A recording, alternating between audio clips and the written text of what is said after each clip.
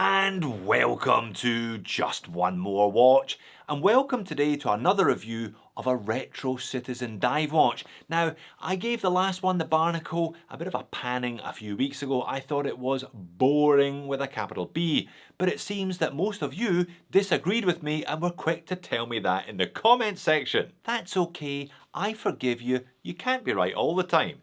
No, seriously, it's interesting when there is a strong reaction in the comments section against what I've said in the video. It's all part of the fun, it's all part of the reason why we don't all buy the same watches. I wonder what you lot will think of this one though. The B in this case definitely doesn't stand for boring, it stands for beast. It's the Citizen Promaster Aqualand Depth Meter JP2000 series. It's a proper unit of a watch and a bit of a dinosaur. The model has been pretty much unchanged since the original was launched back in 1985. Now that mid-80s release date perhaps explains the Arnie digi display, if not the depth gauge jutting out opposite the crown on the 9 o'clock side. Now, as much as I love a retro diver, I didn't just buy this one. It is kindly on loan to the channel from a Sydney subscriber called Alex. He got in touch a couple of months back saying he was picking one of these up. Would I be interested to have a look at it? And I said, yes please. So Alex, thank you very much indeed. This isn't the first Citizen that I've looked at with a built-in depth gauge though. Do you remember this one? It was a whopper, perhaps a bit too big to be worn as a daily.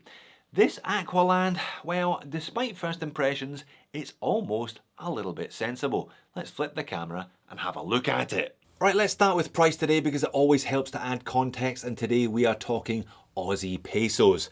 Citizen RRPs, as always, optimistic. $11.50 for a quartz watch with mineral crystal? I don't really think so. Starbuy online retailer price much more realistic, $5.99. I'm sure I've seen these a little bit cheaper than that. If you can pick one of these up for $4.99, then you're really talking. Please note there is a second version of the JP2000, this one with full metal bracelet and blue dial. Now, Citizen would quite like you to wear this one as a daily with a suit. I'm not sure. I mean, there is definitely a bit of a thing happening at the moment with people wearing enormous hardcore dive watches with suits, including that giant stupid looking Rolex thing. But I still think this Aqualand looks better with more casual attire. Alright, I thought we'd do a mixture of inside and outside today, depending on which aspect of the watch we're discussing at the time. Let's go outside to begin with and let's talk about the packaging. Standard Citizen fare. One thing I always talk about with Citizens is the fabulous warranty. 5 years if you buy it from an authorised dealer, and Alex did, he bought his from Starbuy here in Australia.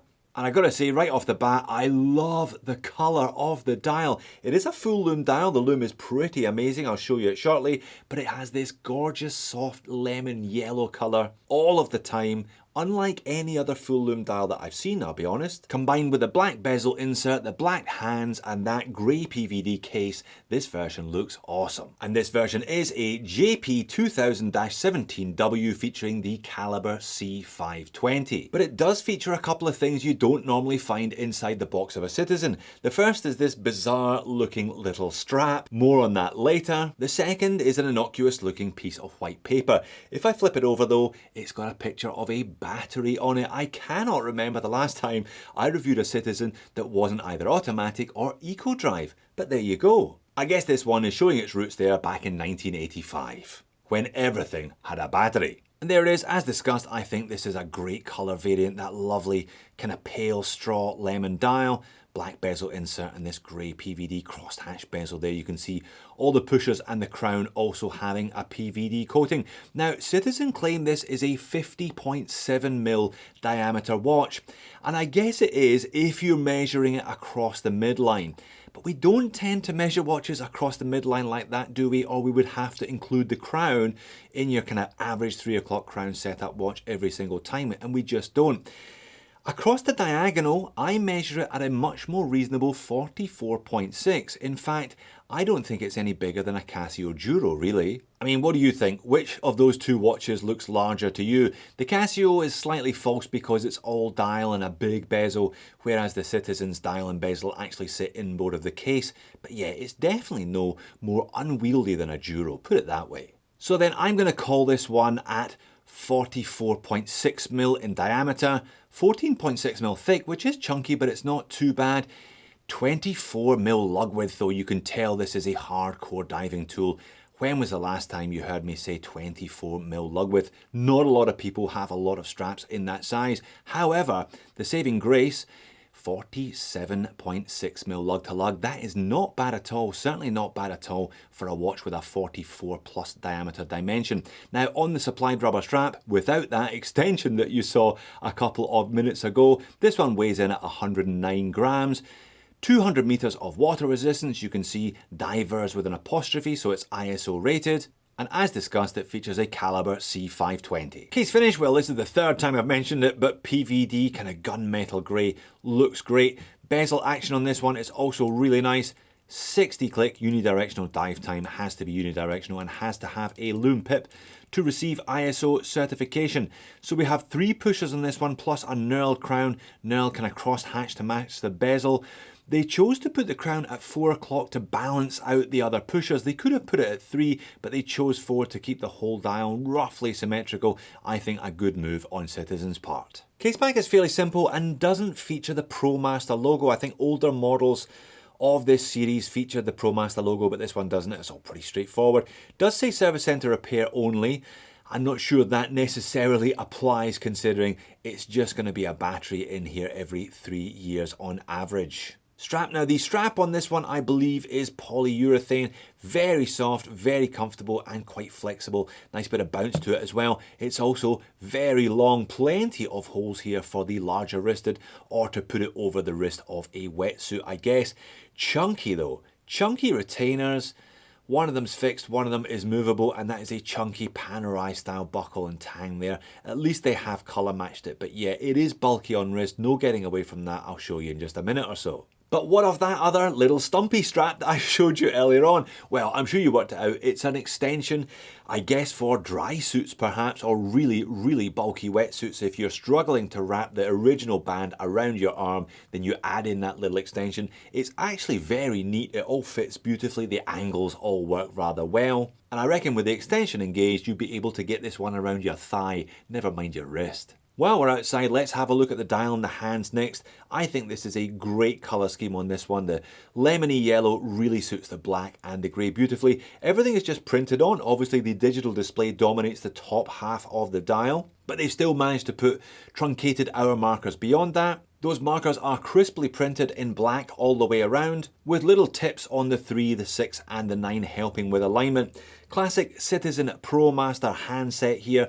That segmented hour hand really is a bit of a signature, as is the tapering arrowhead minute hand and lollipop counterbalance slender arrowhead second hand. The ProMaster logo, which doesn't feature on the crown or the case back as shown, does at least feature beneath the pinion, along with divers 200 meters. And there are minute markers on a chapter ring. It's almost a vertical chapter ring. There's not much of an angle to it at all. As we saw next to the Duro, it's not a huge dial, so they have maximized its capacity by not having a big angle chapter ring. It's a fully graded aluminium bezel insert with fairly small Arabics at the 10s and that loom pip, as discussed, set in the triangle. It's very legible by day and very legible by night as well. Full loom dial, but not only have they fully loomed the dial and the chapter ring, they have used a second colour of loom, a paler bluer loom for the hands and the indices, and again a slightly different colour of loom for that loom pip, meaning everything stands out, everything contrasts against everything else. Now when I turn the speed up, the loom dial begins to fade, but the hands and the indices just don't. Very, very impressive. You can pick one of these up for about 500 Aussie dollars. I reckon this will hold its own with most watches at that price point in terms of after dark legibility. Now before I get this beast on wrist, let's have a look at the features and functions of the Caliber C520 movement. There are 2 modes, I guess, reflecting the dual purpose of this watch. Timekeeping mode or diving mode for when you are beneath the surface of the water. This is timekeeping mode. You can see here hour, minute, second represented on the analog 3 hands. There's a digital display which has a ticking second, but it doesn't match. I guess you can set it to match. However, you hack the movement by pulling the crown out.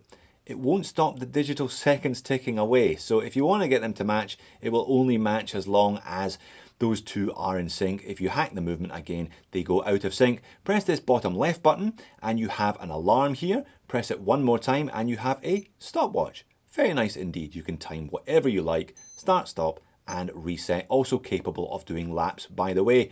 One more push and you're back into timekeeping mode. If you hold it down for a couple of seconds, here we are into divers mode. Now, unlike the previous Citizen Promaster Aqualand Beast that I showed you in the intro, I don't think this one, I can't read anywhere in the instructions, I don't think it senses water and switches itself into diving mode. I think you have to do it manually. Various features and functions to time dives, to record the depth of dives. You can have an alarm for the time of the dive, you can have an alarm for the depth of the dive, and you can also have a maximum depth. It'll log the maximum depth that you reach on a dive. You can access that back when you're on dry land. When you're on dry land, press the button again for 2 seconds and it pops back into timekeeping mode. Okay, on wrist, starting with down the wrist. 14.6 isn't enormous, and that really short 47mm lug to lug means you can get away with wearing this size of watch, 44 or 50, whichever way you want to look at it, even if you don't have a huge wrist. Be warned though, there is a lot of rubber on this supply strap. It's quite thick and chunky. Those big retainers and those buckles, yeah, don't really help minimize the size of the watch. They rather maximize the size of the watch. Now the rubber strap does taper from 24 at the lugs down to 19, so it is trying to shrink itself a little bit, but that is undone by those two big retainers and by that large angular buckle. I guess you could put it on something else if you really wanted to, but let's not kid ourselves here. You've just bought a watch with a depth meter on it. It's going to be purposeful, it's going to be chunky, so the strap is very much part of that deal, I guess. And as you can see from the pocket shot, I even wore a lemon yellow t-shirt today to match the lemon yellow colour on the dial. Perhaps that is going to be the colour of 2024. Who knows? Alright, moans and niggles. Did you notice these already? Perhaps you did, perhaps you didn't. There are small etchings next to each of the 3 buttons telling you what they do. Mode, select and set. However, they are so small and they are so faint, they are almost imperceptible. And if we get it back on wrist again, it is a large watch with a fairly small dial. I know they have taken steps with that vertical chapter ring to try and maximise the space, but maybe they could have just squeezed the dial and the bezel further out in the case a little bit more to make it even more legible than it already is.